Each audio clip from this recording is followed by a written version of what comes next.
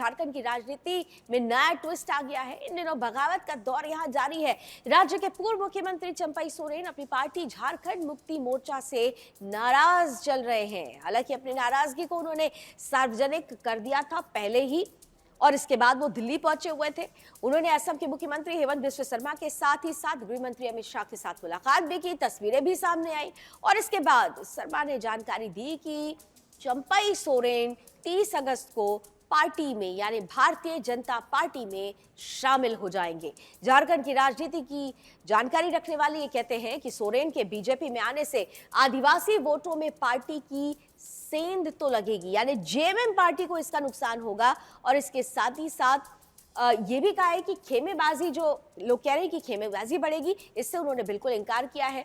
चंपई सोरेन के आने से बीजेपी के कई नेता अपने स्थान को लेकर चिंतित है। बाबूलाल मरांडी को लेकर बड़े यहाँ पर सवाल खड़े किए गए थे, लेकिन बीजेपी कह रही है ऐसा कुछ भी नहीं है, अंदर खाने बिल्कुल सब कुछ ठीक ठाक चल रहा है, पार्टी में ऐसा कुछ भी नहीं हो रहा है।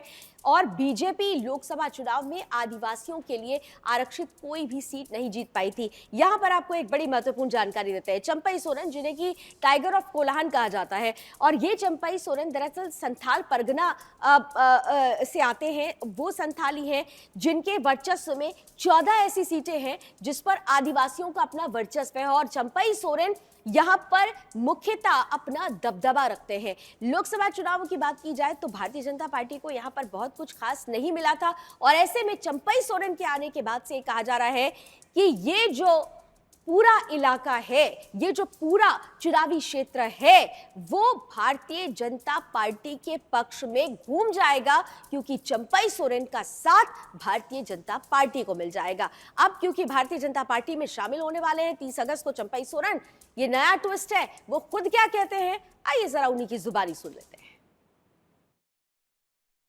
आपको लगता है कि नहीं अमित शाह के ऊपर विश्वास हमारा बढ़ गया, और भारतीय जनता पार्टी में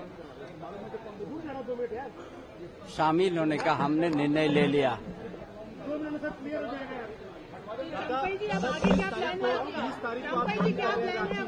हाँ, कर रहे हैं। हाँ, हम कर रहे हैं। कल हम झारखंड जा रहे हैं। सर, आप जेएमएम ये कह रही है कि चंपई सोरेन अब एक्सपोज हो गए हैं, जिस तरह से उन्होंने मीटिंग की अमित शाह से, और वो बीजेपी में शामिल होने जा रहे हैं। कोई भी कुछ कहे, हमने बड़ा संघर्ष किया है। हमारा इतिहास, हमारा संघर्ष झारखंड प्रदेश में आईना की तरह है।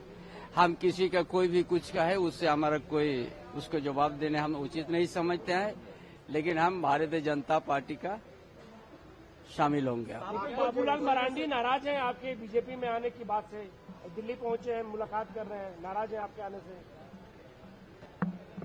देखिए, हम उस बारे में कुछ नहीं कहेंगे। आपको मालूम है कि